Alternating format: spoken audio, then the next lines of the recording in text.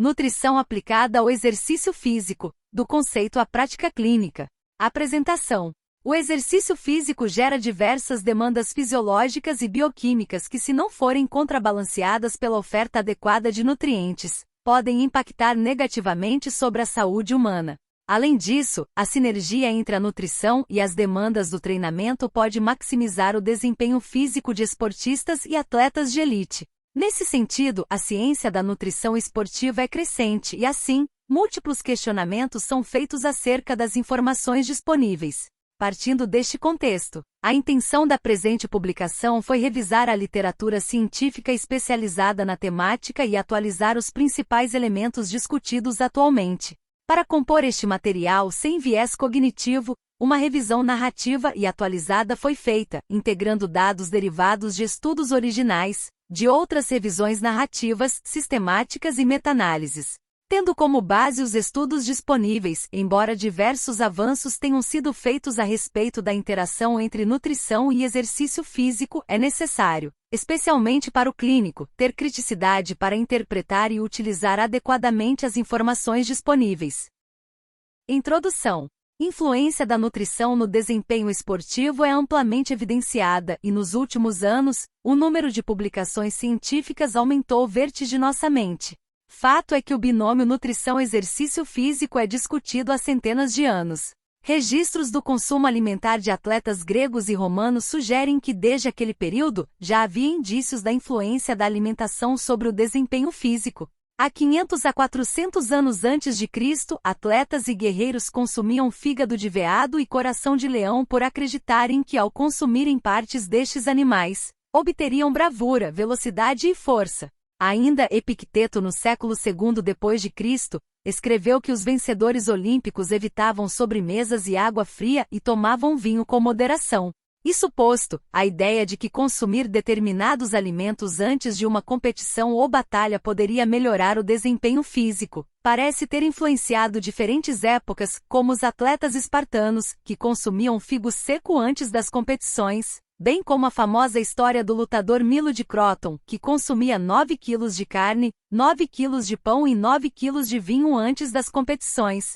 Embora tais registros tenham seu perfil mitológico, fortalecem a convicção de que nutrição e o exercício físico estão atrelados há centenas de anos. Applegate, Grivet, 1997. Desde o início do século XX, com a descoberta das alterações musculoesqueléticas em resposta ao exercício físico, a utilização de substratos energéticos e, especialmente, o papel dos nutrientes sobre o desempenho físico, incontáveis estudos foram produzidos, com o intuito de aumentar a compreensão da relação entre nutrição e exercício físico. Applegate, Grivet, 1997. Diversos estudos trazem à tona a importância dos ajustes alimentares e nutricionais específicos para a melhora do desempenho esportivo, recuperação entre as sessões de treino e a manutenção da saúde. O manejo de macronutrientes, PEs, carboidratos, proteínas e gorduras, micronutrientes, PEs, vitaminas e minerais, e suplementos alimentares à saúde e à performance física, deve ser pautado em dados derivados de pesquisas científicas de alta qualidade metodológica,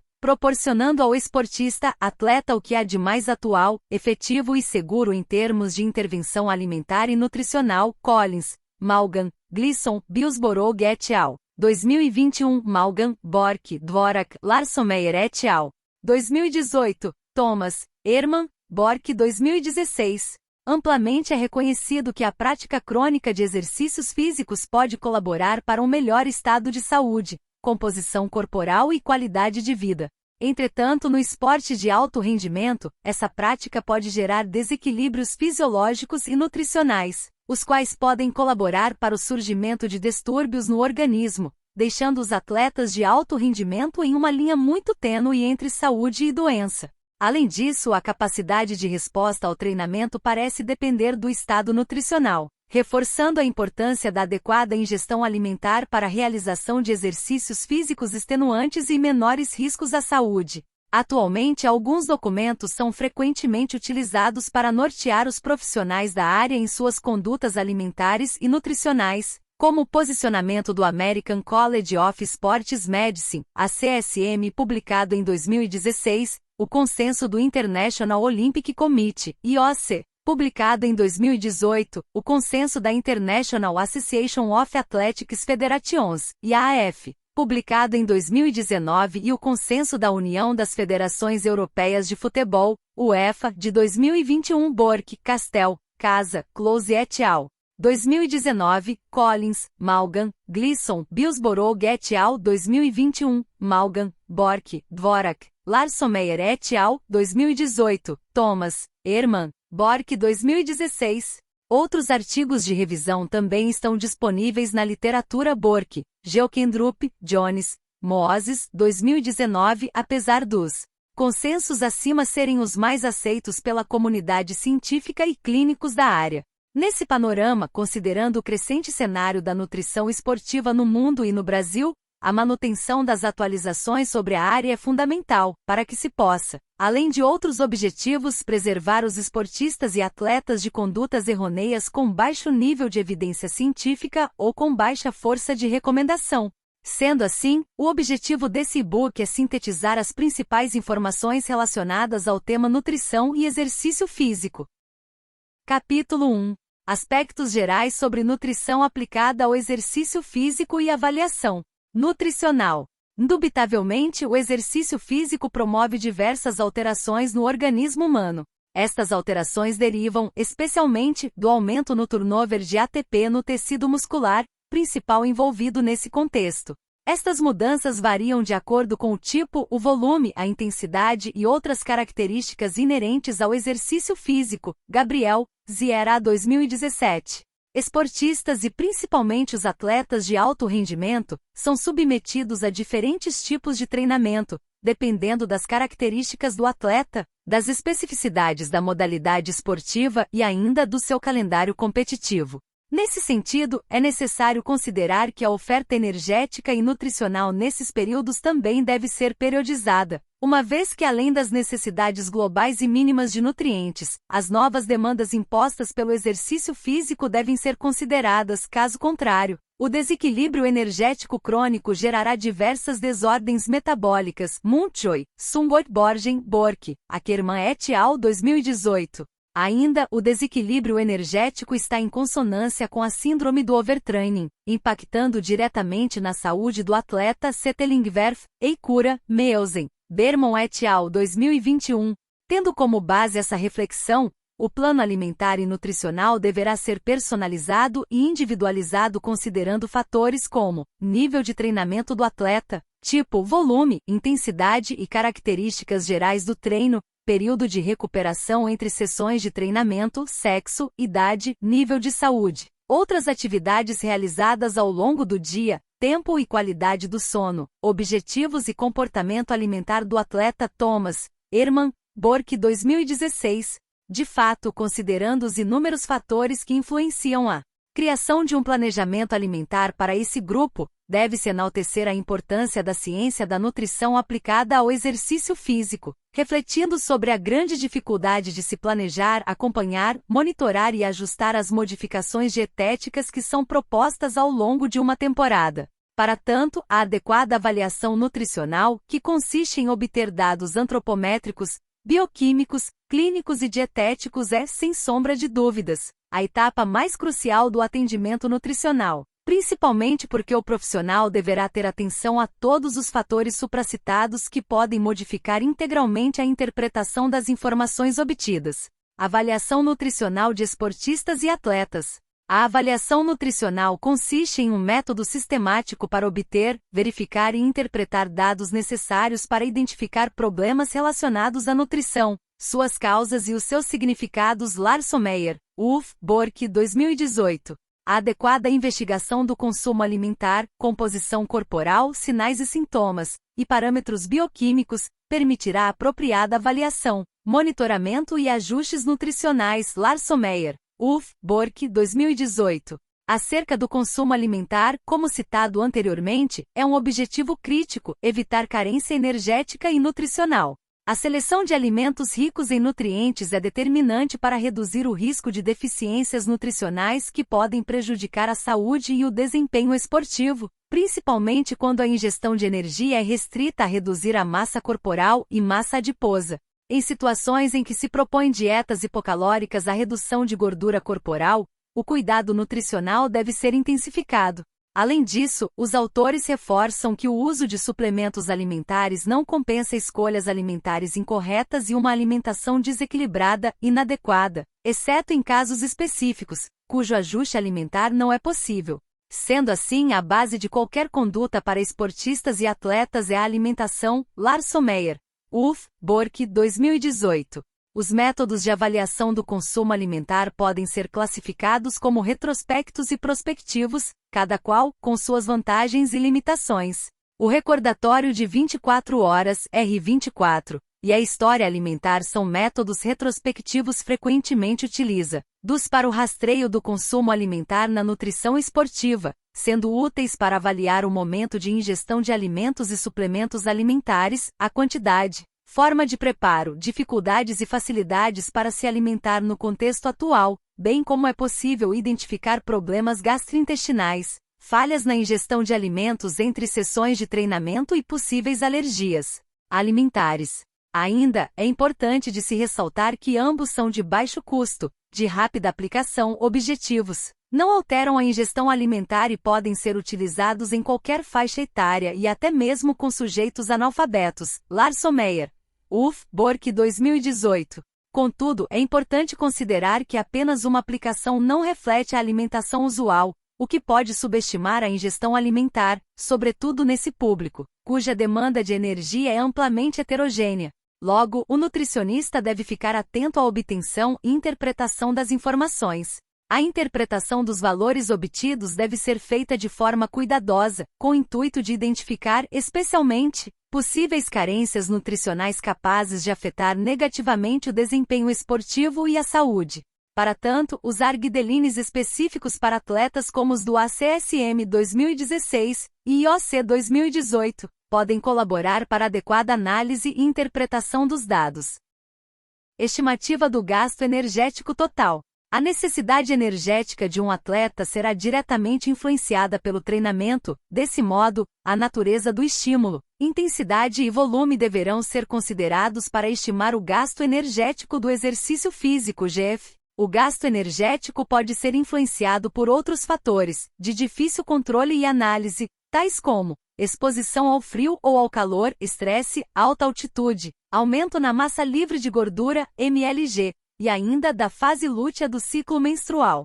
Por outro lado, o menor gasto energético pode ser observado em atletas com baixo nível de atividade física, cuja rotina, exceto o treino, não gera elevado gasto de energia, redução da mLG, envelhecimento e fase folicular do ciclo menstrual, Rios, Mocar, Barney, 2014. Além disso, a restrição de sono parece exercer influência sobre o gasto energético total. Portanto, em conjunto, diferentes fatores podem modificar o gasto energético e, assim, dificultar a avaliação para futuras e assertivas adequações nutricionais. Rios, Mocar, Barney, 2014. Ademais, acredita-se que haja um fenômeno de compensação de energia em resposta ao exercício físico, que suprime o GF em 27,7% para pessoas eutróficas e 49,2% para pessoas que vivem com obesidade. Portanto, apesar dos diversos anos de estudo, a ciência do gasto energético permanece complexa. Carial, Alcey, Pontzer, Aisley et al. 2021. Estas discussões sobre a compensação de energia trazem à tona a ideia de que o exercício físico, especialmente em demasia, seja capaz de atenuar o GF e, assim, gerar uma menor perda de gordura corporal do que o esperado. Fleck, Ais, Moreland, Long, 2020. Silva, Judice, Carraca, King et al. 2018. É comum assumir que o gasto energético total é a soma do gasto energético de repouso, do gasto energético das atividades físicas (GAF), do GF e do efeito térmico do alimento (ETA).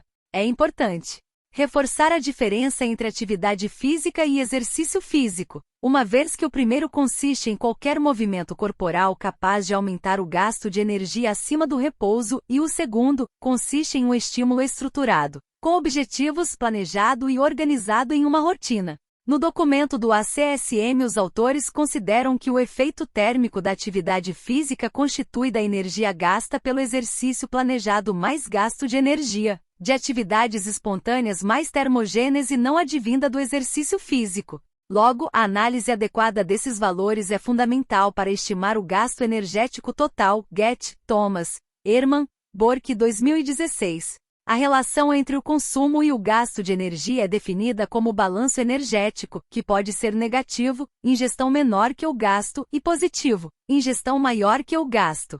É esperado que em situações de balanço energético negativo haja, por exemplo, redução de gordura corporal, ao passo que em situações de balanço energético positivo, espera-se incremento da massa corporal, podendo ser de gordura ou massa muscular.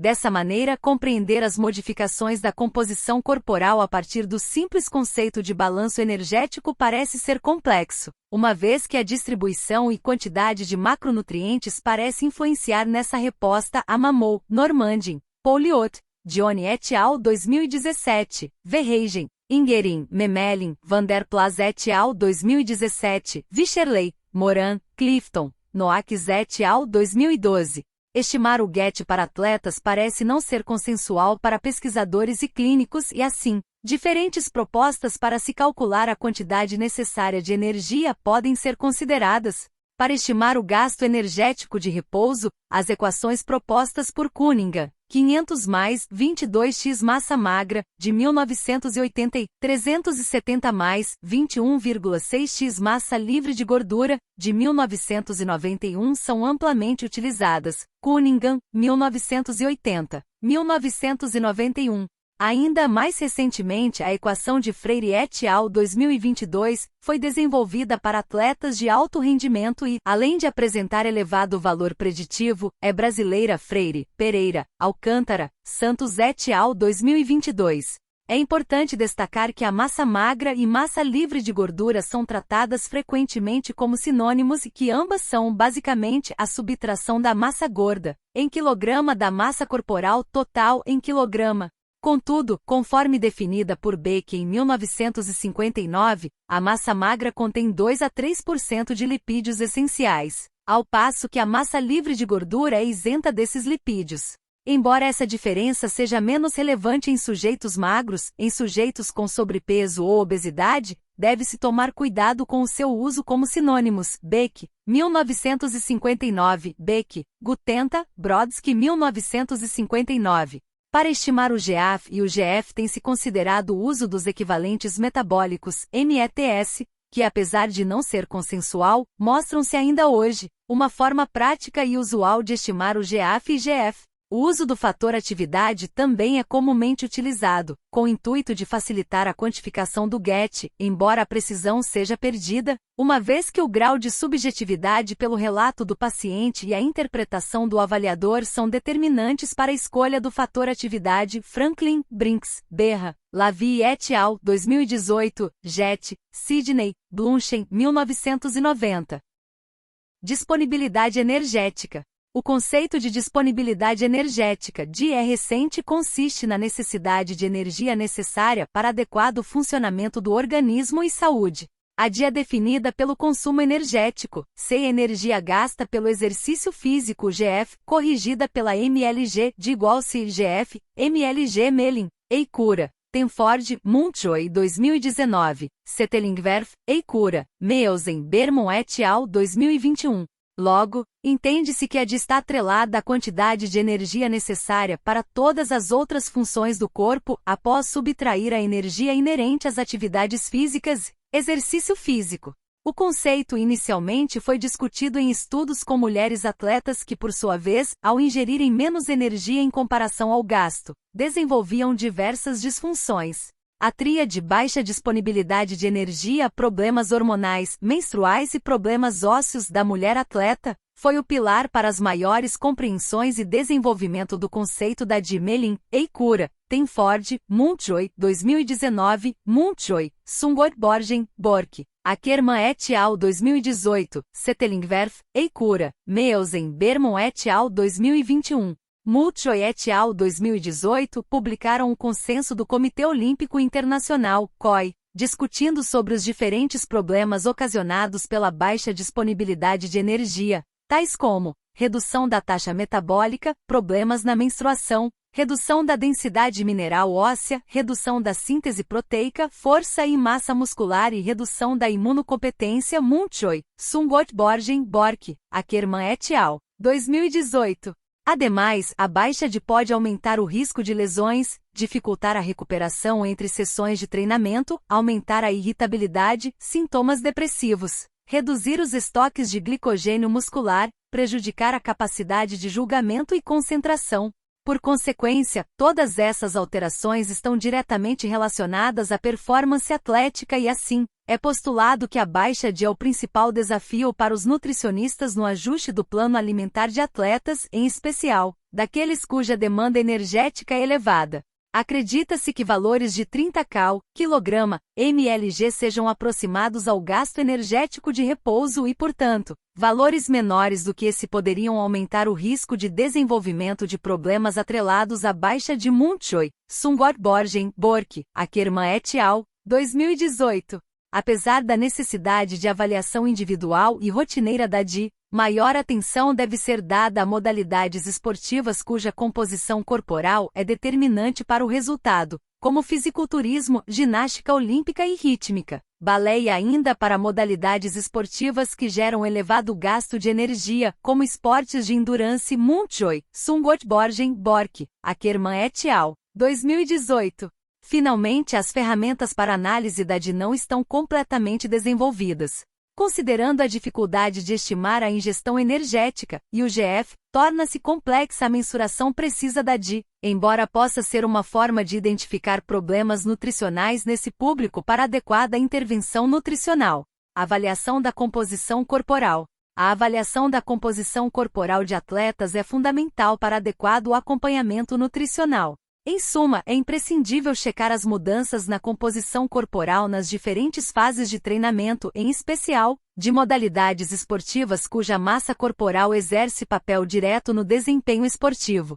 Os métodos indiretos e duplamente indiretos são frequentemente utilizados. A absorciometria de energia dupla de raios-x, DEXA, é considerada padrão ouro, embora de difícil acesso e de alto custo. Além disso, para atletas, não há muitos dados que possibilitem análises comparativas. Nana, Slater, Stewart, Bork 2015. A bioimpedância elétrica BIA e a antropometria são mais utilizadas tendo em vista o menor custo. Moon 2013. A respeito da BIA para adequada e mais acurada análise, sugere-se que o atleta fique sem treinar por período de aproximadamente 12 horas ou mais, evitar bebidas alcoólicas e outras substâncias com potencial efeito diurético e avaliar em horários padronizados. Haja vista que mudanças hídricas mediadas pelo ritmo circadiano afetam diretamente a precisão da análise. Pietrobelli, Formica, Wang, Amy Field, 1996. É fundamental destacar que, assim como a antropometria, a BIA estima os compartimentos corporais por meio de equações preditivas. Estas equações geralmente derivam dos valores de resistência e reactância em frequências pré-estabelecidas. Infelizmente, as BIA disponíveis não fornecem informações claras sobre qual ou quais equações estão inseridas no software e, por isso, os dados podem ser de difícil comparação entre os equipamentos ou ainda, a equação preditiva inserida no equipamento não ser destinada aos atletas que estão sendo avaliados. Ainda, a BIA pela análise fatorial pode ser aplicada para avaliar outros elementos, como dano muscular e nível de hidratação. Contudo, estes novos olhares da BIA ainda não apresentam validação e mais estudos são necessários. Carrasco Marginet, Castizo Olier, Rodrigues Amora, Iglesias et al. 2017. Castizo Olier, Irurtia, Geni, Carrasco Marginet et al. 2018. No que diz respeito à antropometria, é comum utilizar as recomendações descritas pela Sociedade Internacional para o Avanço da Cineantropometria, ISAC, ou as publicadas pelo Manual de Referência de Padronização Antropométrica. Adicionalmente, além da adequada padronização e aferição dos pontos anatômicos e dobras cutâneas para avaliação da composição corporal, a escolha adequada da equação que calculará a densidade corporal e o percentual de gordura corporal é fundamental.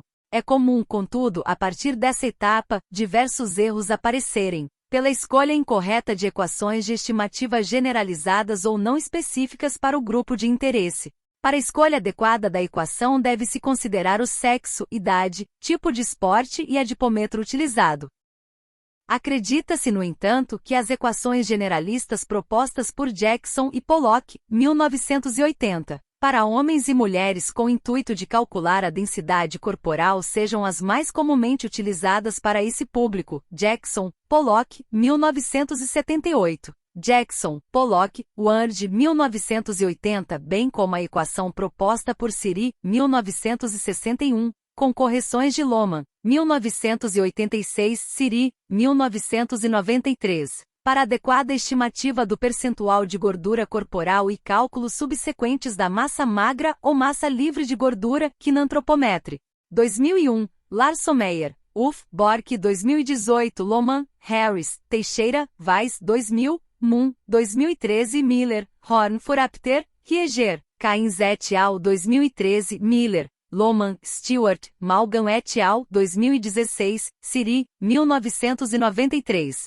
Majoritariamente as equações preditivas avaliam a densidade corporal, parâmetro que será inserido em outras equações para estimar o percentual de gordura. Dentre as equações que estimam a densidade corporal destacam as equações propostas por Dornin e Vomersley. Dornin, Vomersley, 1974. Jackson e Pollock, Jackson, Pollock, 1978, para homens e Jackson, Pollock e Ward, Jackson, Pollock, Ward, 1980, para mulheres. Ambas são generalistas. As equações generalistas propostas por Dornin e Vomersley, 1974, estratificadas para homens e mulheres de acordo com a faixa etária estão descritas a seguir no quadro 1. As equações generalistas propostas por Jackson e Pollock Pollock e Ward, estratificadas para homens e mulheres, Jackson, Pollock, 1978, Jackson, Pollock, Ward, 1980. Estão descritas a seguir no quadro 2. Capítulo 2. Manejos dietéticos, energia e macronutrientes, carboidratos, proteínas e lipídios. A oferta de energia deve considerar todos os aspectos supracitados, em especial, a heterogeneidade da demanda imposta pelo treinamento. Além disso, é comum após o período de férias ou, após alguma lesão, o atleta reduzir drasticamente a demanda energética, precisando de ajustes específicos para estes momentos. Larson Meyer, Uff, Burke, 2018. A prescrição de planos alimentares com o objetivo de redução de gordura corporal deve ser baseada no histórico de tentativas, objetivos, treinamento e práticas alimentares atuais. Vale ressaltar que não há evidências científicas robustas para a utilização de estratégias como jejum intermitente, dieta cetogênica paleolítica, ou quaisquer outras intervenções quando o objetivo é redução de gordura corporal para essa população. A saber, o efeito do déficit de energia é majoritário, independentemente da estratégia proposta. Liu, Huang e Yang et al. 2022. Logo, os planos alimentares hipocalóricos devem ser construídos considerando a disposição dos treinos ao longo do micro, meso e macrociclo e, principalmente, a execuibilidade do planejamento proposto. Para tanto, deve-se avaliar cuidadosamente o contexto de cada atleta e aplicar, a partir da análise do consumo e do gasto energético total, restrições calóricas que não comprometam o desempenho esportivo ou a manutenção das funções fisiológicas, por exemplo, entre 250 e 500 K ao dia, para que possa criar um ambiente energético favorável para a redução de gordura corporal. Parmar, Ken, 2022. Restrições calóricas muito severas podem incorrer a síndrome do overtraining, prejudicando diretamente a recuperação do atleta. Settelingwerf, Eikura, Meusen, Berman et al. 2021. Deve-se destacar, portanto, que poucos estudos publicados verificaram a interação sobreposição da baixa qualidade da dieta, baixa disponibilidade de carboidratos, treino excessivo, desidratação e crônica restrição energética. Por isso, torna-se novamente necessário enaltecer a importância de se avaliar frequentemente o atleta para rastrear possíveis falhas no consumo energético e nutricional. Larson Meyer, Uff, Bork, 2018. Carboidratos aplicados ao exercício físico. Apesar dos diferentes mitos que envolvem a ingestão de carboidratos, especialmente relacionados ao aumento de gordura corporal, este, indubitavelmente, é considerado o principal macronutriente para o desempenho esportivo. Logo, tem sido amplamente descrito que à medida que a demanda de energia aumenta, a ingestão de carboidratos deve aumentar também. Bork, 2021, Bork, Geokendrup, Jones, Moses, 2019, Geokendrup, 2013, Geokendrup, segunda milésima 17ª, Kai, Pelin, PYNE, TE et al. 2022. Considerando ainda que os estoques corporais de carboidratos, músculo e fígado são limitados, adequadas estratégias devem ser implementadas para a ingestão aguda de carboidratos antes, durante e após os términos do treinamento ou competição. Collins, Malgan, Gleason, Billsborough et al. 2021, Thomas, Herman, Bork 2016. A análise do tipo, volume e intensidade de treino novamente se faz necessária para adequado ajuste de carboidratos. Para além da teoria, compreender quais práticas alimentares habituais, comportamento, acesso e condições socioeconômicas deve ser considerado.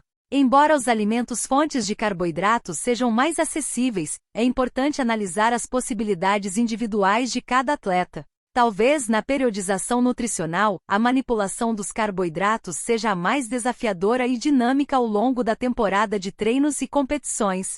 No quadro abaixo estão as recomendações de carboidratos descritas por Bork, Avley, Wong e Geokendrup, 2011, e a CSM Thomas, Herman, Bork, 2016. Leve, baixa intensidade ou exercícios de habilidade. 3,5 kg de massa corporal, dia. Moderada. Exercício de aproximadamente 1 dia.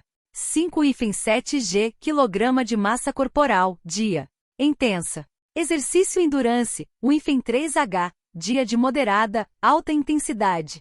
6,10 kg de massa corporal, dia. Muito intensa. Exercícios em condições extremas, 4,5 dia de moderada, alta intensidade. 8,12 kg de massa corporal, dia.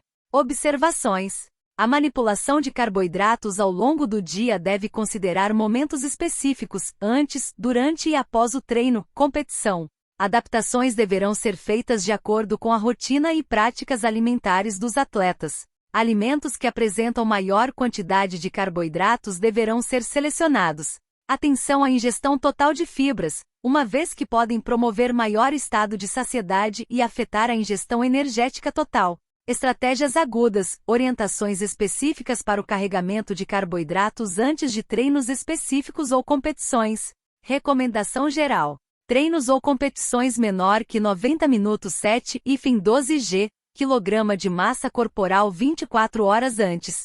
Carregamento de carboidratos. Treinos ou competições com tempo maior que 90 minutos de exercício intermitente ou contínuo.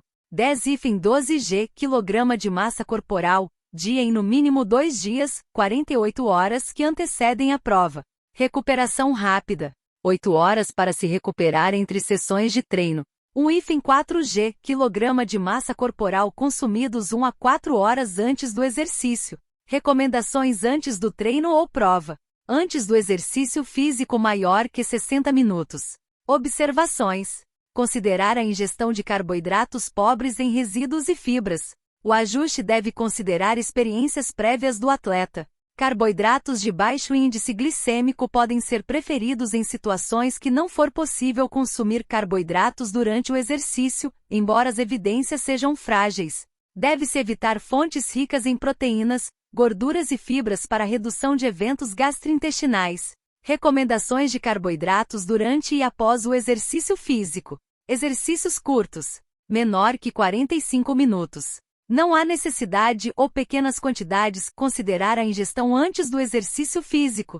Exercícios de alta intensidade. 45, 75 minutos.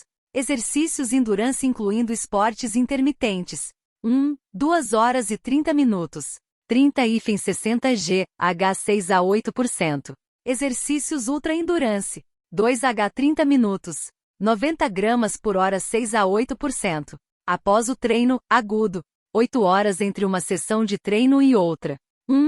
1,2 g/kg/h durante as primeiras 4 a 6 horas após o término da sessão de treino. Após o treino crônico, se a próxima sessão de treino for apenas 24 horas após, consumir adequadamente de acordo com a necessidade total, sem imediatismo para a síntese de glicogênio. Observações: a oportunidade de consumir carboidratos durante um treino ou prova dependerá do esporte. Deve-se considerar, concomitantemente, ajustes de hidratação e conforto gástrico. Há a necessidade de se treinar as estratégias antes de usá-las, treinamento intestinal, bem como treinar a logística de utilização e a melhor forma de apresentação barras, bebidas ou géis. Diferentes monossacarídeos devem ser considerados, principalmente em quantidades 90 g/h ou mais glicose e frutose. Polissacarídeos, maltodestrina, e disacarídeos, sacarose, podem ser considerados devido à sua rápida digestão e absorção. Avaliar.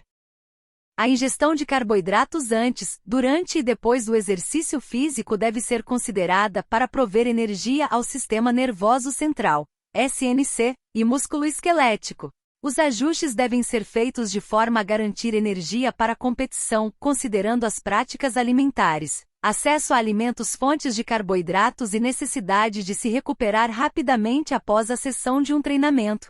Antes do exercício físico, embora seja comum considerar o consumo de carboidratos de lenta resposta glicêmica para evitar grandes supressões da oxidação de gordura durante o exercício físico, essa recomendação não exerce efeitos relevantes sobre o desempenho esportivo. Burdon, Spronk, Shane, O'Connor, 2017, Hotel Jude Kildin, Broome, Stewart et al. 2021, Hotel Jude Kildin, Pleus, 2020. Além disso, há receios em consumir carboidratos antes do exercício físico por mitigar as adaptações derivadas do treinamento. Entretanto, a expressão gênica das proteínas envolvidas nas adaptações mitocondriais também aumenta em resposta à ingestão de carboidratos seguida do exercício físico, sendo a intensidade um importante mediador deste fenômeno. Hotel Jude Kildin, Pleus, 2020. É importante reforçar, também, que a ingestão de carboidratos antes do exercício físico não compromete nenhuma modificação da composição corporal a longo prazo, especialmente redução de gordura corporal. Hotel Jude Kildin, Pleus, 2020. Finalmente, embora as preocupações sejam atreladas ao tipo de carboidrato ingerido e à resposta glicêmica, é indispensável considerar que a combinação de outros nutrientes impactará na velocidade de digestão e absorção. Logo, a pluralidade de alimentos que podem ser consumidos e combinados antes do exercício físico deve respeitar, sobretudo, a quantidade de carboidratos recomendada, 4 g/kg, o esvaziamento gástrico, bem como a relevância para o exercício físico que será feito. De Oliveira, Burini, Geokendrup, 2014, Geokendrup, 2017b, Hotel Jude Kildin, Pleus, 2020. Thomas, Herman, Bork, 2016. Durante o exercício físico, o consumo de carboidratos precisa respeitar alguns preceitos importantes, em especial, por conta da menor eficiência digestiva durante o exercício físico e também, pela capacidade máxima de absorção de carboidratos pelo intestino. Estes fatos justificam o motivo pelo qual, durante o exercício físico, carboidratos de fácil digestão e absorção sejam preferidos. Sacarose, disacarídeo composto por glicose e frutose, maltodestrina, oligosacarídeo composto por glicose ou glicose pura. Os transportadores de monossacarídeos, SGLT1 e GLUT5, são responsáveis pela absorção de glicose e frutose, respectivamente, os principais açúcares ingeridos durante o exercício físico. Embora a galactose também seja um monossacarídeo absorvido pelo SGLT1, seu consumo é incomum durante o exercício físico. O SGLT1 parece ter uma capacidade máxima de absorção de glicose, 1 grama por minuto, por isso, utilizar apenas glicose durante o exercício físico pode não gerar a máxima oxidação de glicose intramuscular porque o intestino está limitando o alcance da glicose ao tecido muscular rapidamente. Uma solução para esta limitação absortiva foi utilizar outro monossacarídeo que, inclusive, é transportado por outro transportador, como a frutose. Inicialmente, tendo em vista que a sacarose, glicose, frutose 1 hora e 1 minuto, contém frutose, foi uma das primeiras a ser testada. Em estudo clássico publicado por Gengens, Venables e Geokendrup, 2004, os autores verificaram o efeito de diferentes combinações de carboidratos, sendo glicose pura, 8 gramas por minuto, glicose, 1,2 gramas por minuto mais sacarose, 0,6 gramas por minuto e glicose, 1,2 gramas por minuto mais maltose, 0,6 gramas por minuto, sobre as taxas de oxidação de ácidos graxos, glicose endógena e glicose exógena. Os autores observaram que a combinação glicose e sacarose possibilitou maior oxidação pico de glicose durante o exercício, aproximadamente 1,25 gramas por minuto. Estudos posteriores do mesmo grupo corroboraram esses achados, reforçando a combinação de diferentes monossacarídeos durante o exercício, com o intuito de aproveitar melhor a capacidade absortiva e, por consequência, prover maior taxa de oxidação de glicose durante o exercício físico. Um pequeno avanço foi a identificação de que a frutose combinada à glicose promoveu resultados ainda mais satisfatórios em comparação à sacarose combinada à glicose. Gengens, Geokendrup, 2005, Gengens, Moseley, Varin, Ardin et al. 2004, Gengens, Shaw, Birtles, Varin et al. 2005. Diversos estudos prévios avaliaram as concentrações das bebidas ingeridas durante o exercício físico, especialmente porque bebidas muito concentradas poderiam gerar problemas gastrointestinais. Em função desta razão, bebidas com concentrações variando entre 6 a 8% parecem ser mais bem aceitas para adequado esvaziamento gástrico. Convertino, Armstrong, Coyle, Mack et al. 1996, Millard, Stafford, Sparling, Roscoe, Snow, 2005. No que tange o consumo de carboidratos após o exercício físico, entende-se a necessidade de recuperar mais rapidamente os ES, toques de glicogênio muscular, especialmente quando a próxima sessão de treinamento ocorrer poucas horas após. Por exemplo, no recente estudo de Namamoto Naga, Kondo, Ozawa, Shiose et al. 2022, os autores avaliaram, após depressão de aproximadamente 30% de glicogênio muscular, qual recomendação de carboidratos promoveu melhor ressíntese do glicogênio. Os auto-res compararam 5, 7 e 10 gramas de carboidratos por quilograma de massa corporal e verificaram que apenas as quantidades de 7 e 10 gramas foram capazes de recuperar o glicogênio muscular 24 horas depois do exercício físico. Esse dado reforça a importância de considerar, frente à demanda de treino, a necessidade de ajustes pontuais e direcionados ao exercício físico praticado, para adequada recuperação do glicogênio. Por isso, recomendações específicas de carboidratos, 1,2 g kg/h, após o exercício físico são propostas ao Gannon, Gedrejeski Bilson, Thompson et al. 2016.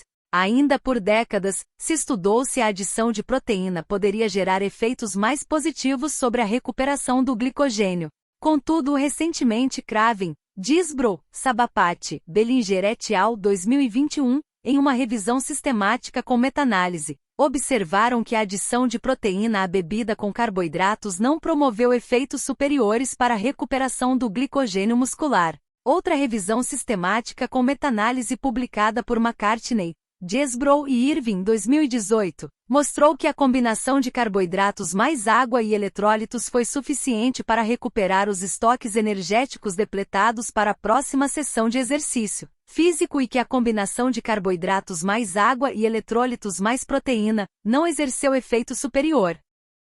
Isso não significa que não se pode adicionar proteína à refeição ou solução pós-treinamento. Entretanto, mostra que, se o intuito for acelerar a recuperação do glicogênio, a adição de proteína não é prioridade.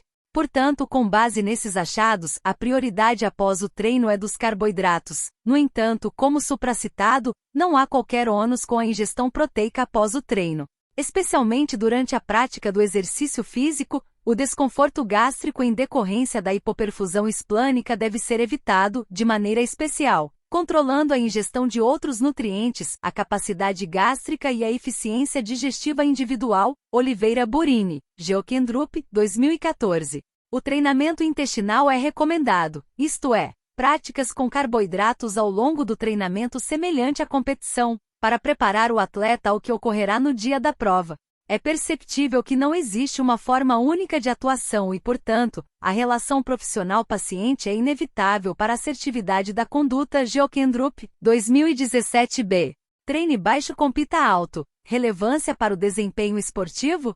Além disso, estratégias agudas de restrição de carboidratos, frequentemente chamadas de treine baixo e compita alto, têm sido estudadas com o intuito de gerar adaptações musculoesqueléticas relacionadas à oxidação de gordura. Contudo, não é claro que tais intervenções sejam positivas para todos os atletas.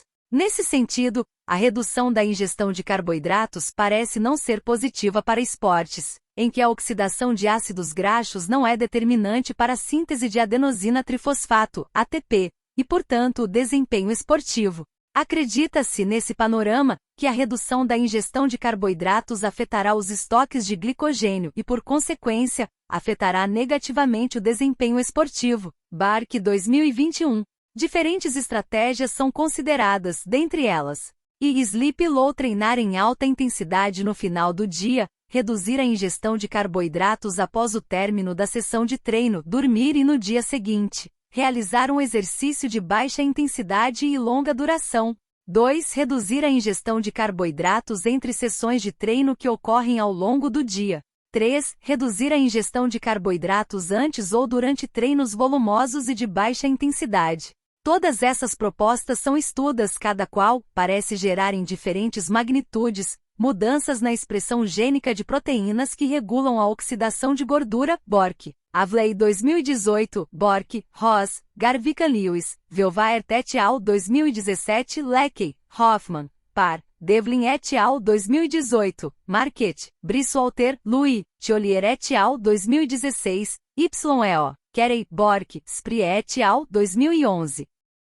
A menor disponibilidade de glicogênio muscular gatilha a ativação de proteínas relacionadas à síntese proteica mitocondrial, organela responsável pela oxidação lipídica. Assim, proteínas-chave para sinalização mediada por fosforilação como adenosina monofosfato quinase, AMPK, proteína quinase ativada por mitogênio 38, P38-MAP, fatores de transcrição, P53 e para-alfa, e cofatores de ativação gênica, PGC1-alfa. Bork, Avley, 2018, Bork, Ross, Garvica Lewis, Velvaert et al. 2017, Leckey, Hoffman, Par, Devlin et al. 2018, Marquette, Briswalter, Louis, Thiolier et al. 2016, YEO, Carey, Bork, Spree et al. 2011. Proteínas aplicadas ao exercício físico. A ingestão proteica para o exercício físico vai além de objetivos simples, como hipertrofia muscular esquelética. Embora seja o macronutriente mais enaltecido na prática esportiva, seu consumo, muitas vezes, é inadequado e excessivo. A recomendação proteica para adultos não praticantes de exercício físico é de 0,8 g/kg dia. Richter, Baerlocher, Bauer, Eumadfa et al. 2019. Para pessoas fisicamente ativas, em especial envolvidas no treinamento de força, essa necessidade é maior. A adequada ingestão proteica é fundamental para o funcionamento do sistema imune e adaptações relacionadas ao treinamento. O exercício físico de força aumenta a síntese proteica muscular após o término da sessão, a depender do sujeito submetido ao treino e do nível de treinamento. Benito, Cupeiro, Ramos Campo, Alcaraz et al. 2020. Nesse sentido, acredita-se que o treinamento promova um aumento na sensibilidade aminoacídica no músculo esquelético, maximizando sua capacidade de captar e utilizar esses aminoácidos para incorporação em novas proteínas. Burd, West, Moore, Atherton et al. 2011. Ciafiafino, Diar, Siciliot, Blau et al. 2013. Exercícios endurance e intermitentes parecem, também, gerar um ambiente favorável para adaptações musculoesqueléticas, muito embora essas adaptações sejam específicas e relacionadas à natureza do estímulo. Contudo, atualmente a recomendação proteica está associada à capacidade de utilização dos aminoácidos, adaptação metabólica, reparo e remodelamento do tecido muscular e não mais ao tipo de treinamento. Morton, Murphy, Kellar, Schoenfeld et al. 2018. Anteriormente, no entanto, acreditava-se que a ingestão proteica era esporte dependente, endurance vs força. Entretanto, atualmente as recomendações focam sobretudo no conceito de turnover proteico, equilíbrio entre síntese e degradação de proteínas, influenciado pelo nível de treinamento do atleta e, principalmente, pela disponibilidade de energia. Morton, Murphy, Kelar, Schoenfeld et al. 2018, Murphy, Schwarzwene, Mitchell, Kolar et al. 2015. Recentemente Morton, Murphy, Kelar, Schoenfeld et al. 2018, publicaram uma revisão sistemática e meta-análise, cujo objetivo foi avaliar se a suplementação proteica é capaz de aumentar a massa e força muscular inerente ao estímulo gerado pelo treinamento de força. Os autores observaram que a suplementação proteica é capaz de aumentar ambos força e massa muscular. Todavia, quando a ingestão proteica média diária é próxima a 1,6 g/kg/dia, não há efeito da suplementação proteica. Além disso, nessa revisão, os autores avaliaram 723 adultos e idosos com ingestões proteicas variando entre 0,9 e 2,4 g/kg/dia, avaliando que a estimativa de ingestão proteica variou 1,6 g/kg/dia, 95% e C 1,03, 2,2 g/kg/dia. Os autores consideraram que recomendações proteicas entre 1,6 g/kg/dia e 2,2 g/kg/dia podem ser sugeridas àqueles que almejam aumentar a massa muscular. Também observaram que aspectos como período de suplementação, suplementação após o treino ou fonte proteica desempenham papel mínimo em relação ao aumento da mLG. Nesse sentido, Stokes, Hector, Morton, Clore et al. 2018, sugerem algumas recomendações práticas em relação à ingestão proteica de acordo com o balanço energético. Balanço energético neutro ou positivo. Ingestão proteica deve ser de 0,4 g/kg, refeição para estimular de forma máxima a síntese proteica muscular, SPM, em repouso ou após o exercício físico. A distribuição proteica a cada 3,5 h ao longo do dia pode maximizar as taxas de SPM ao longo do dia, período de vigília de 12 horas.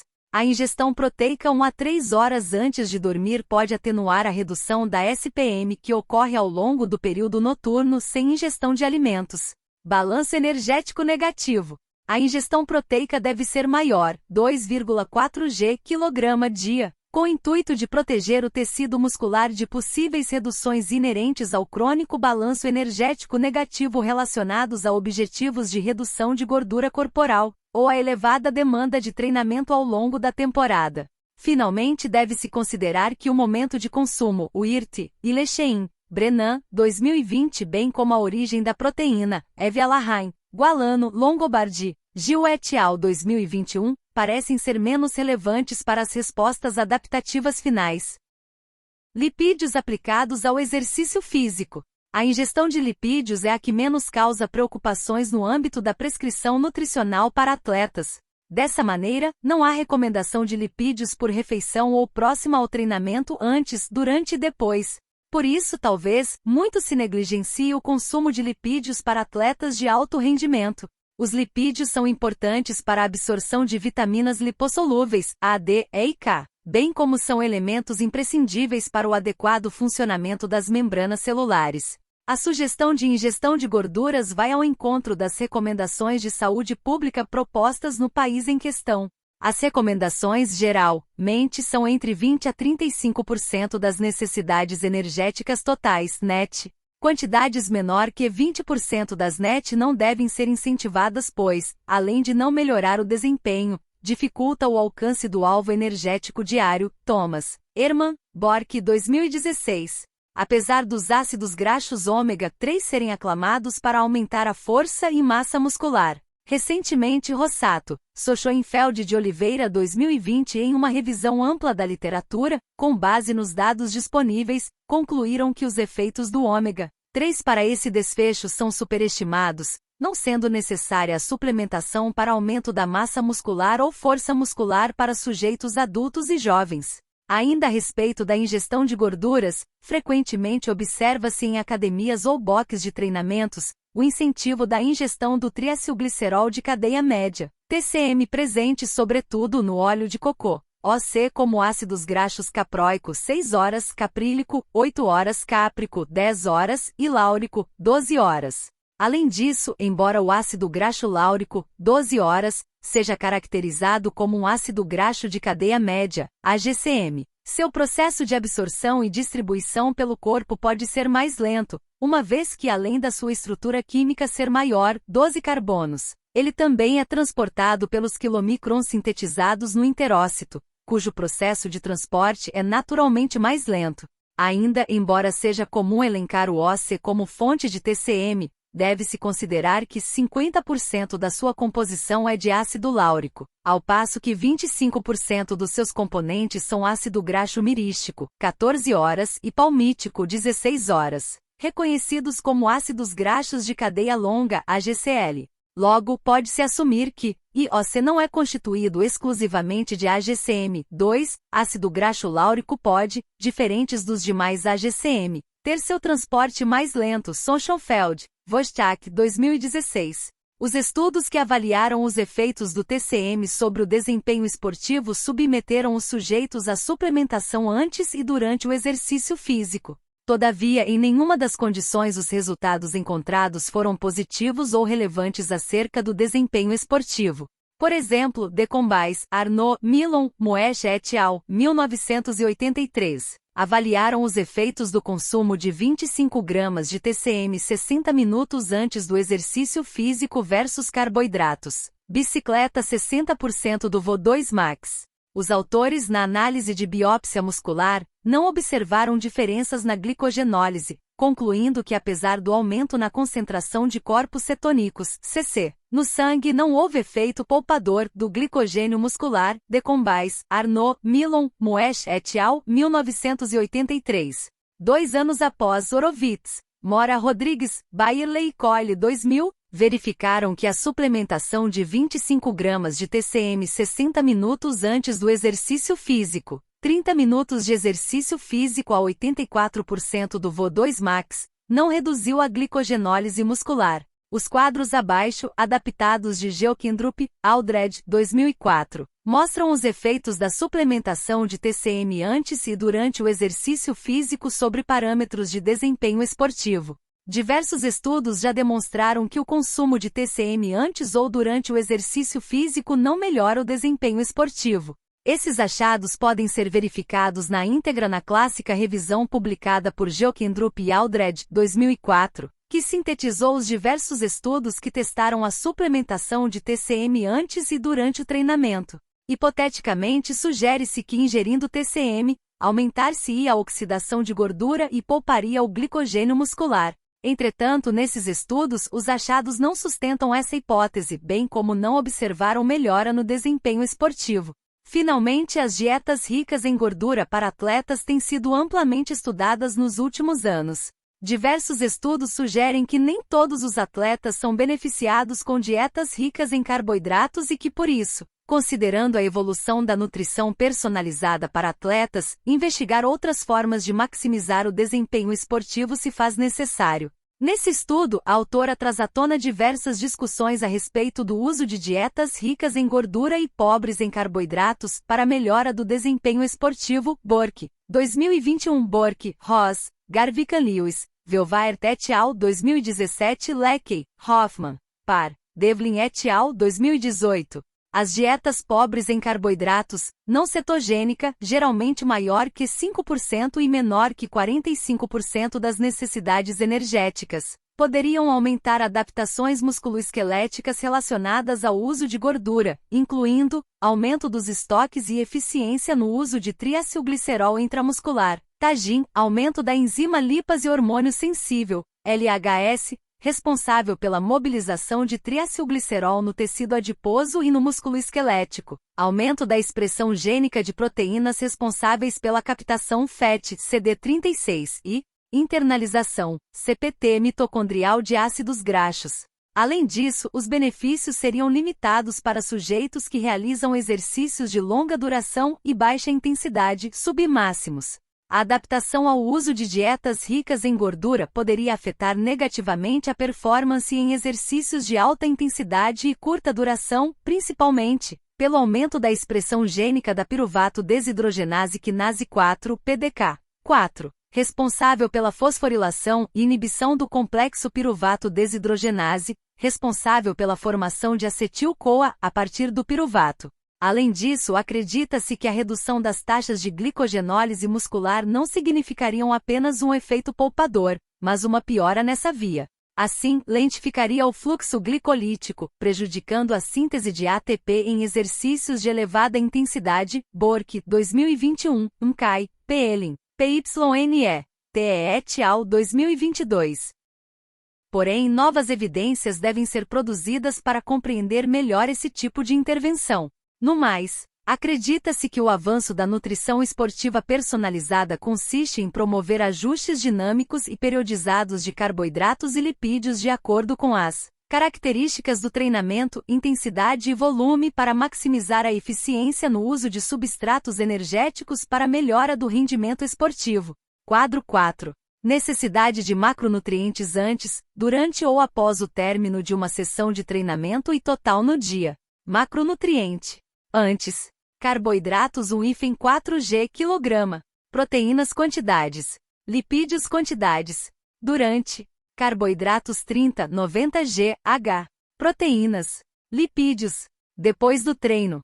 Carboidratos 1,2 g kg/h. Proteínas 0,4 g kg. Lipídios. Total no dia.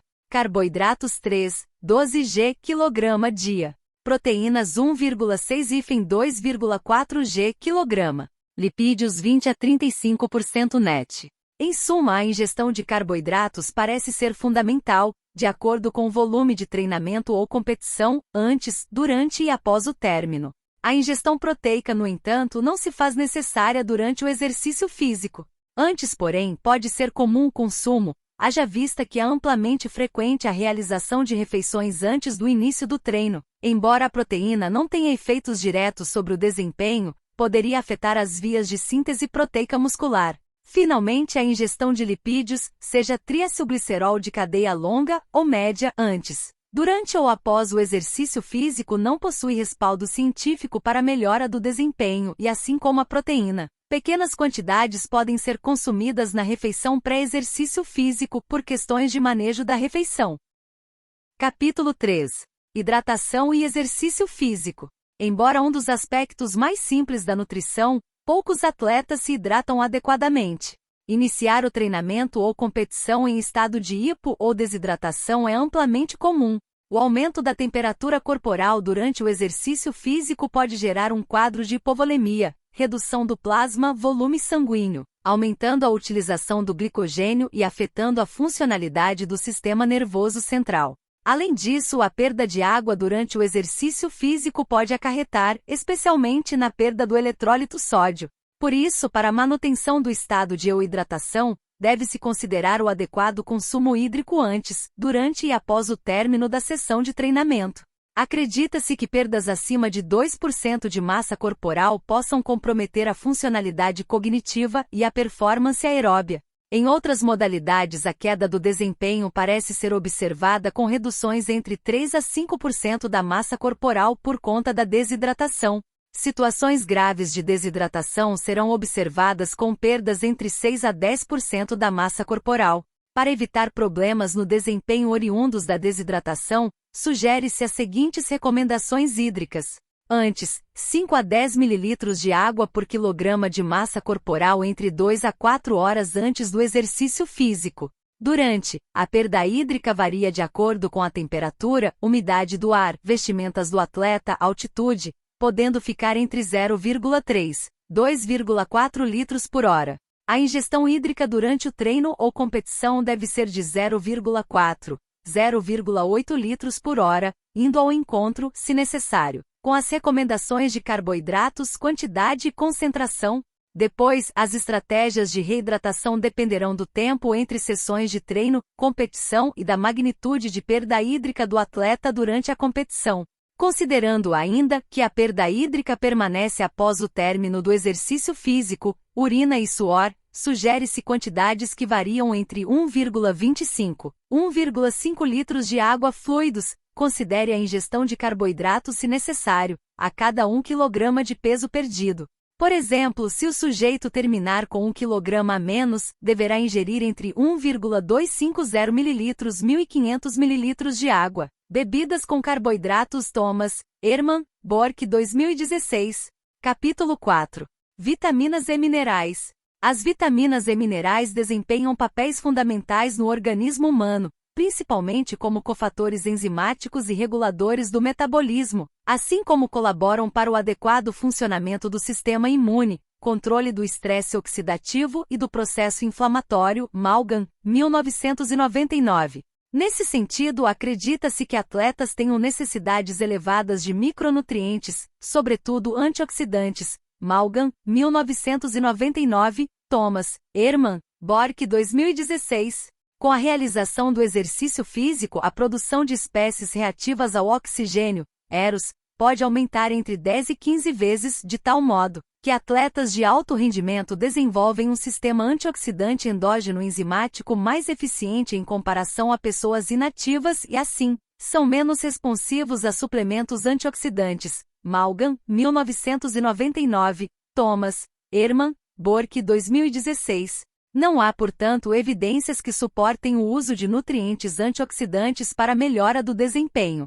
Ademais, acredita-se ainda que micronutrientes antioxidantes possam afetar negativamente adaptações relacionadas ao treinamento, por impedir com que as EROS executem seu papel essencial de sinalização celular.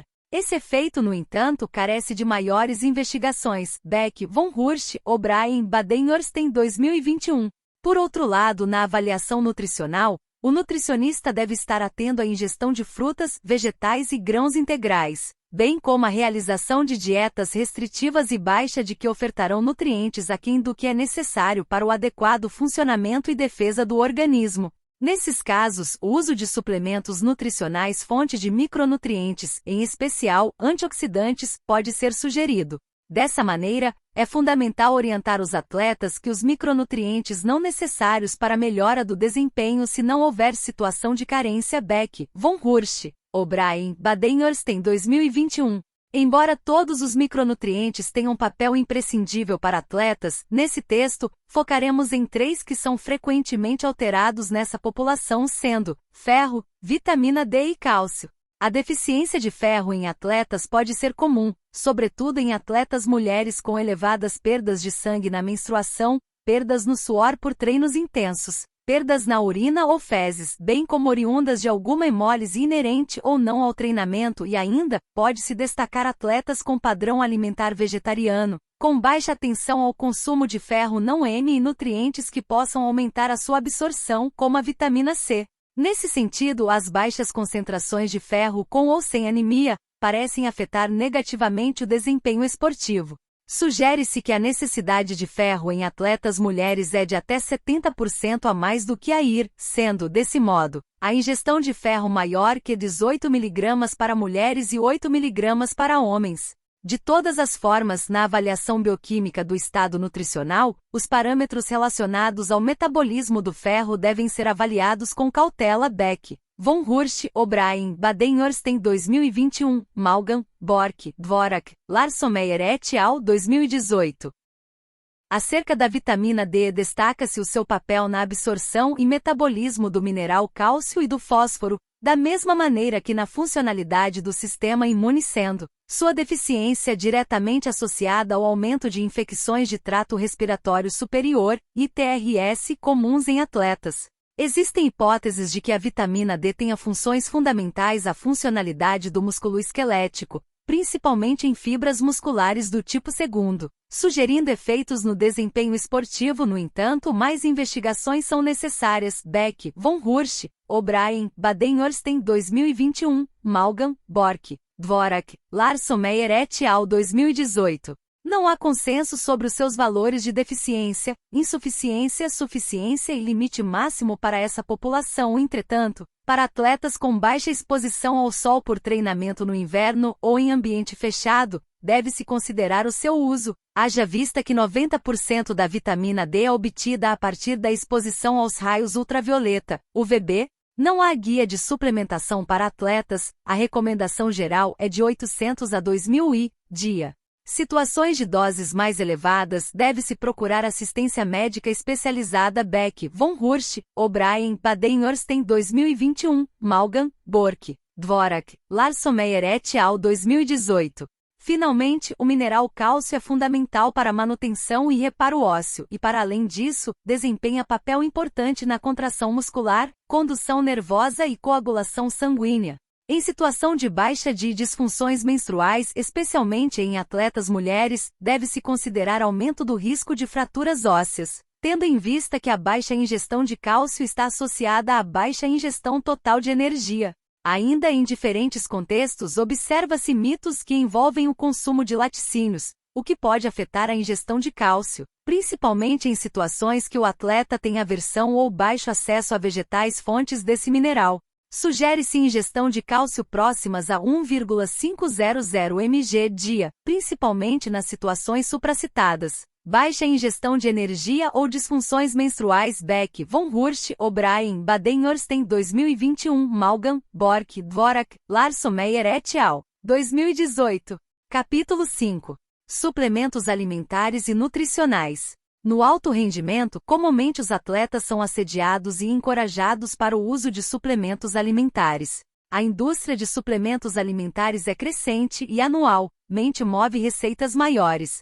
Além disso, devido ao marketing agressivo, muitos atletas são vítimas e utilizam suplementos com baixo nível de evidência científica, sem efeitos na saúde ou performance, que poderiam inclusive fazê-los testar positivo no doping devido à insegurança do produto. Internacionalmente, a prevalência de uso de suplementos varia entre 37% a 89%. Malgan, Bork, Dvorak, Larsomeyer et al. 2018. A motivação de uso inclui melhora no desempenho, melhora da composição corporal e imunidade, compensação para uma má alimentação, etc. Ainda, poucos são de fato orientados por um nutricionista habilitado. Nesse sentido, o uso de suplementos nutricionais é amplamente indiscriminado. Atletas de elite devem ser cautelosos, haja vista que no Brasil, a Autoridade Brasileira de Controle Antidopagem, ABCD, fiscaliza com frequência e afinco atletas olímpicos e assim, estes deveriam evitar quaisquer usos de suplementos com baixo nível de evidência científica, bem como suplementos com precedência não conhecida. Os profissionais da nutrição esportiva devem, portanto, baseados em evidências científicas, sugerir apenas suplementos com alto potencial de aumento do desempenho. Entretanto, o nível de evidência dos suplementos alimentares atualmente é limitado, com baixa validade externa. Grande parte dos estudos conduzidos avaliou o efeito em uma amostra limitada, baixo tamanho amostral, em pessoas destreinadas, com testes de performance irrelevantes ou inadequados para a validade externa, bem como com baixo controle de variáveis confundidoras como consumo alimentar, níveis de glicogênio muscular, e pouco cuidado com o uso de potenciais outras substâncias que possam interagir com o suplemento ingerido. Dessa maneira, não se deve extrapolar o uso de suplementos nutricionais para todos os atletas. Bork 2017, Larsomeyer, Bork 2018. Abaixo estão descritos os principais suplementos nutricionais, com maior potencial de evidência científica para utilização. 5.1 Cafeína. A cafeína pode ser considerada um dos suplementos mais democráticos para o aumento do desempenho esportivo, haja vista que diversos estudos mostraram seus efeitos positivos em diferentes exercícios físicos e esportes. Grzyk, Pickering, Schoenfeld et al. 2020 Pickering, Grzyk 2019. A cafeína tem característica estimulante, agindo sobretudo como antagonista dos receptores de adenosina, evitando que essa molécula se acumule. Dessa forma, a cafeína reduz a percepção de cansaço e esforço, aumenta o estado de alerta, melhora a função neuromuscular e aumenta a liberação de dopamina. Van Damme, H. Villette, 2020. Recentemente, Grzyk, Pickering, Schoenfeld et al. 2020 publicaram uma revisão Umbrella contendo 21 meta-análises. Os autores concluíram que a cafeína parece ser positiva para exercícios de endurance, força muscular, potência anaeróbica e resistência aeróbica, sendo a cafeína geralmente mais ergogênica em exercícios endurance em comparação aos de rápida duração ou de força.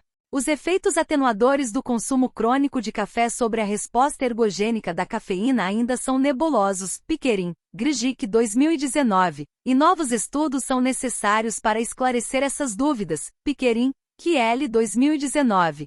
Além disso, os efeitos da cafeína sobre o desempenho esportivo parecem ser influenciados por aspectos genéticos, sugerindo que pessoas são rápidas respondedoras e outras lentas respondedoras à cafeína. No entanto, as diferenças parecem ser pequenas e poucos estudos com amostras limitadas foram conduzidos até o momento, o que dificulta a extrapolação destes achados. Grzyk, Pickering, Delcoso, Schoenfeld et al. 2021.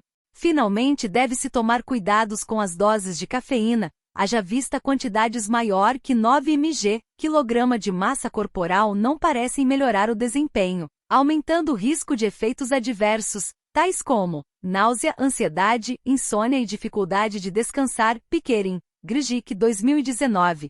Creatina. A creatina monoidratada tem sido a principal forma de suplementação de creatina, especialmente aqueles que desejam aumentar a força, massa muscular e potência. De Vries, Phillips, 2014, dos Santos, de Araújo, Candov, Forbes et al. 2021, Cecily Barbieri, Martinelli, Battistelli et al. 2009. Apesar da creatina ser proposta para atenuar o dano muscular induzido pelo exercício físico, este efeito é ainda controverso. Doma, Ramachandran, Boulosa, Connor, 2022, Giamin, Raimi, 2021. Os efeitos da creatina são mais específicos em comparação aos da cafeína. Seu mecanismo de ação principal consiste em aumentar os estoques de fosfocreatina, CP, no músculo esquelético e, portanto, maximizar a capacidade de ressíntese de ATP pelo sistema ATP-CP. Seu aproveitamento quando o consumo é feito com quantidades de aproximadamente 50 gramas de carboidratos mais proteínas, parece aumentar, embora a relevância dessa sinergia seja duvidosa. Partindo desse pressuposto, a creatina tem sido comumente utilizada em atletas de força, potência e sprint intermitentes de alta intensidade, cujo sistema ATP-CP é fundamental. No entanto, no contexto de periodização de treinamento, seu uso deve ser feito em momentos adequados para que o atleta possa usufruir adequadamente dos seus efeitos.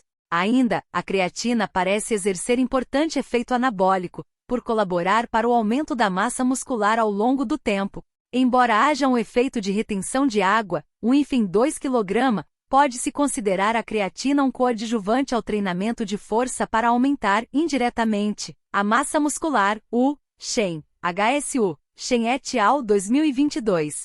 A creatina parece aumentar a força isométrica e a performance aguda de apenas um ou repetidos esforços de alta intensidade e curta duração, menor que 150 segundos, principalmente em exercícios com tempo menor que 30 segundos. Mujica, Padilla, 1997. Com base nos estudos publicados nas últimas décadas, Laniers, Pereira, Nalgon, Trosselard et al. 2017. Observaram um aumento de força de 5,3% no supino e Laniers, Pereira, Nalgon, Trosselard et al. 2015 observaram um aumento de força de 8% no agachamento e 3% no leg press.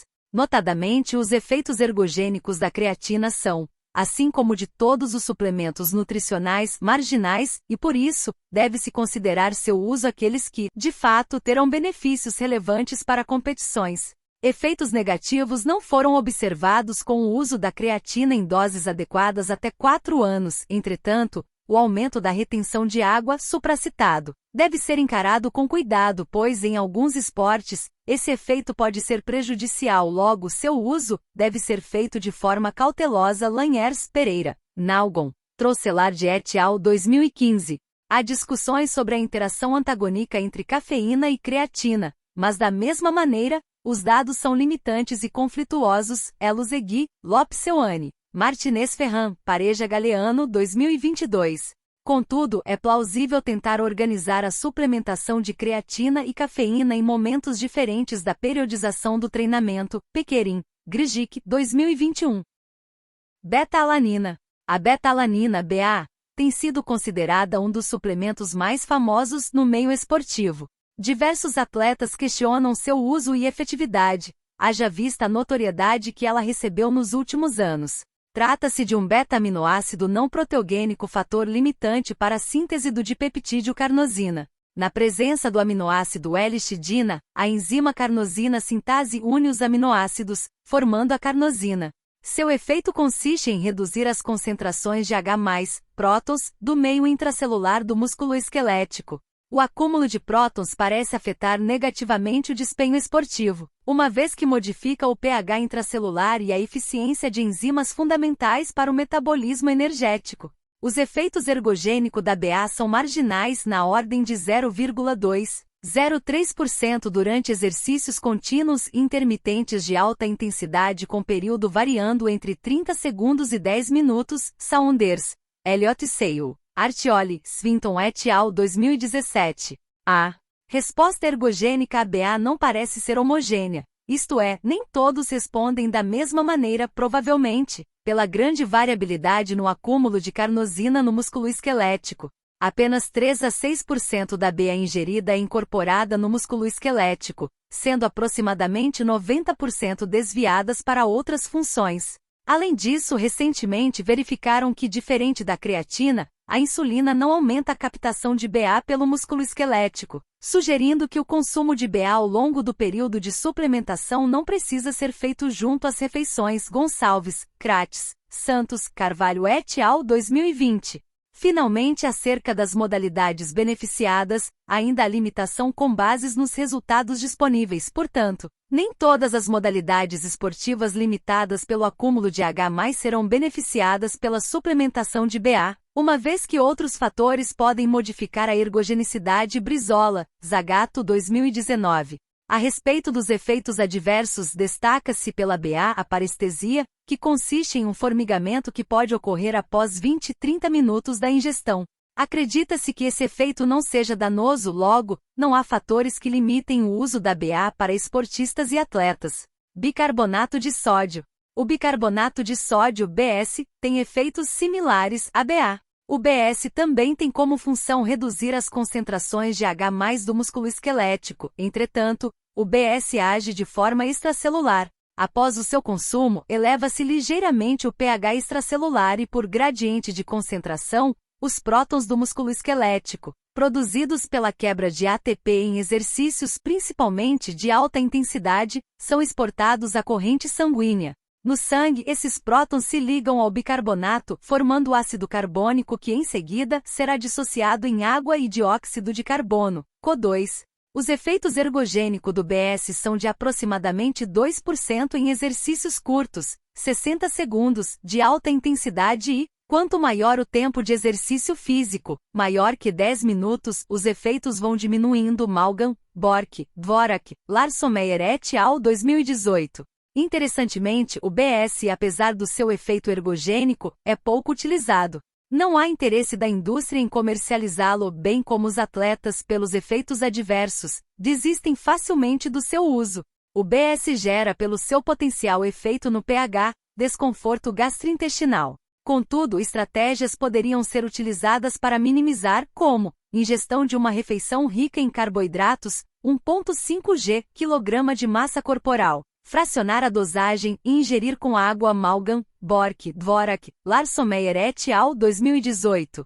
Vale destacar que os efeitos do BS sobre o desempenho não são homogêneos entre os estudos e diversos parâmetros avaliados não melhoraram, similar a BA. Grgic, Delcoso, Schoenfeld et al. 2021, Miranda, Barreto, Miarca, Salinas et al. 2022. O que reforça a necessidade de avaliar com cautela o parâmetro de interesse para sugerir o uso de BS. A combinação de BS e BA parece ser, ao menos pelo mecanismo de ação, interessante. Mero, Irvonen, Saarela, Umi et al. 2013, verificaram os efeitos da combinação de BS e BA sobre o desempenho esportivo de nadadores, entretanto, não verificaram efeitos positivos com a co-suplementação. Painelivd, Rochel, Jesus, Seio et al. 2013, identificaram os mesmos resultados. Embora ambos, BS e BA, melhorem o desempenho isoladamente com base nos resultados de alguns estudos, os efeitos em conjunto sobre o desempenho esportivo parecem ser incertos. Novos estudos são necessários para esclarecer possíveis dúvidas. Suco de beterraba. O suco de beterraba, SB, rico em nitrato tem sido, assim como a BA, enaltecido nos últimos tempos. Seus efeitos, advindos do nitrato, parecem estar relacionados à melhora da eficiência muscular. O nitrato é precursor de óxido nítrico, ON, cujo papel na funcionalidade do músculo esquelético é conhecido. O nitrato parece melhorar a eficiência das fibras musculares do tipo 2 e reduzir o custo de ATP para a produção de força muscular, bem como parece exercer efeitos positivos sobre a eficiência mitocondrial. Interessantemente, o efeito ergogênico nitrato varia entre 4 a 25% em exercícios até exaustão e entre 1 a 3% em testes contrarrelógio com tempo menor que 40 minutos. Entretanto, Maun, Leverett e Pavey 2017, sugerem que os efeitos do SB rico em nitrato são mais determinantes em testes até a exaustão, embora nesse modelo de exercícios até exaustão, observa-se elevada taxa de variabilidade, comprometendo a interpretação dos resultados. Ainda testes contrarrelógios parecem ser mais adequados quando se objetiva verificar condições de vida real. A melhora de 0,8% da suplementação de nitrato no teste contrarrelógio observada nesse estudo, apesar de marginal, foi colocada em uma perspectiva prática. Os autores compararam o primeiro do 12º lugar nas Olimpíadas de Londres na prova de 10.000 metros, 10 quilômetros. A diferença entre os atletas foi de 0,66%, portanto, os 0,8% poderiam colaborar para uma mudança no resultado, mesmo que marginal. É interessante trazer isso à tona em quaisquer discussões dos suplementos nutricionais. A diferença, embora marginal, pode ser determinante no alto rendimento. Ainda, os efeitos positivos do nitrato em testes contrarrelógios que mimetizam a vida real poderiam ser mais observados com o uso crônico e não com agudo. Resultados divergentes foram identificados em revisões sistemáticas e meta-análises que investigaram os efeitos da suplementação de nitrato. San Juan, Domingues, Lago Rodrigues, Montoya et al. 2020, Tan, Cano, Lago Rodrigues, Domingues, 2022, Wong, Sim, Barnes, 2021. Além disso, a revisão de Campos, Drummond, Rodrigues, Machado et al. 2018 e de Senefeld, Wiggins, Regimbal, Dominelli et al. 2020, mostraram que indivíduos menos treinados, VO sobrescrito 2 pico menor que 50, 64,9 ml, kg min, são mais responsivos à suplementação de nitrato comparativamente a sujeitos mais treinados, VO sobrescrito 2 pico maior que 65 ml, kg min. Isso se deve, ao menos em parte, às adaptações musculoesqueléticas, especialmente mitocondriais, que são mais eficientes de atletas. Linsky, Kunsta, Vajda, 2020. Ademais, doses elevadas, 1041 mg, não parecem ser mais ergogênicas em comparação a doses menores, 521 mg, sugerindo um efeito teto do SB rico em nitrato. Senefeld, Wiggins, Regimbal, Dominelli et al. 2020. Os estudos são predominantemente com homens, logo diversas dúvidas ainda restam sobre o efeito da suplementação de SB rico em nitrato, que dificultam sua validação externa. Por fim, o nitrato parece gerar efeitos positivos sobre a pressão arterial sistólica. Benjamin, Porto, Valenti Sobrinho et al. 2022. Cafeína. Doses recomendadas, 3,6 mg kg. Momento de uso, 60 minutos antes do exercício físico. Alguns estudos sugerem doses intra-exercício físico quando de muito longa duração. Período de uso, uso agudo, embora recentes evidências sugerem periodização da cafeína. Magnitude de melhora na performance. Baixas doses, 100 a 300 mg. Aumento no desempenho em ciclismo. Teste contrarrelógio 3 a 7%. Durante exercícios de corrida de curta duração de alta intensidade e repetidas, melhora de 3% no desempenho, bem com potência média e potência de pico durante atividades anaeróbicas de 1 a 2 minutos de duração, 1% a 8% para exercícios de alta intensidade intermitentes em esporte de equipe. Creatina. Doses recomendadas. Carregamento, 20 g dia. Manutenção, 3,5 g dia ou 0,05 gramas por quilograma. Momento de uso, ambas as recomendações alinhadas ao consumo de carboidratos. Período de uso, período indeterminado, análise da periodização do treinamento, magnitude de melhora na performance, aumento de 5,3% no supino reto, 8% no agachamento e 3% no leg press, aumento da massa magra, força e potência muscular. Efeitos no dano muscular mediado pelo exercício físico são incertos. Beta-alanina. Doses recomendadas: 3,2, 6,4 g dia, 65 mg kg/mc. Momento de uso: doses de 0,8 a 1,6 grama a cada 3 a 4 horas. Período de uso: 10 de dezembro semanas, podendo alcançar até 24 semanas. Magnitude de melhora na performance. Pequeno benefício entre 0,2 e 3% durante exercícios contínuos e intermitentes de 30 segundos a 10 minutos. Alguns exercícios podem não responder positivamente, embora o mecanismo seja coerente. Bicarbonato de sódio. Doses recomendadas: 0,2, 0,4 g kg/mc. Momento de uso: 60, 150 minutos antes do exercício físico, ou doses fracionadas entre 30 e 180 minutos antes do exercício físico.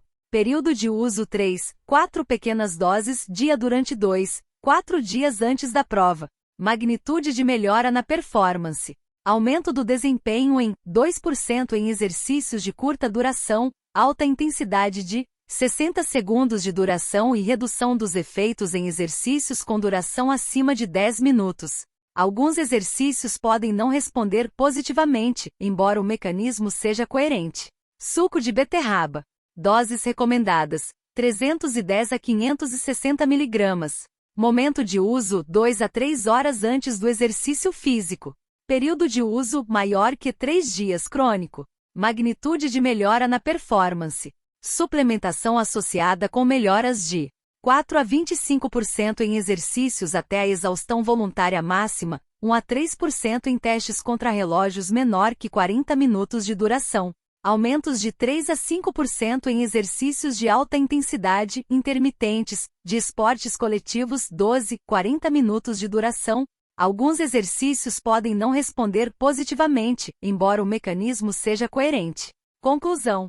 Do manejo dietético à suplementação nutricional, muitas dúvidas ainda cercam a nutrição esportiva. Contudo, as evidências mais robustas com moderada validade externa mostraram que poucas são as intervenções efetivas para a melhora do desempenho esportivo, especialmente quando envolve suplementos alimentares. Portanto, deve-se considerar a adequada ingestão de carboidratos, proteínas e lipídios como base da intervenção alimentar, respeitando a periodização de treinamento, volume e intensidade. Para além disso, os suplementos nutricionais cafeína, creatina, beta-alanina, bicarbonato de sódio e nitrato parecem gerar efeitos marginais que, para a maioria das pessoas, talvez não sejam relevantes e palpáveis para o desempenho esportivo. Por outro lado, os efeitos nos atletas de alto rendimento, embora marginais, são mais determinantes para a performance. Haja vista a pequena diferença entre um atleta e outro em competições. Isso posto, é importante perceber que o uso, em sua maioria, é amplamente feito por pessoas que provavelmente não precisem da suplementação nutricional. Logo, a considerar os dados de orientação de suplementação, o nutricionista precisar estar mais à frente, colaborando enfaticamente para maiores instruções do uso dos suplementos nutricionais.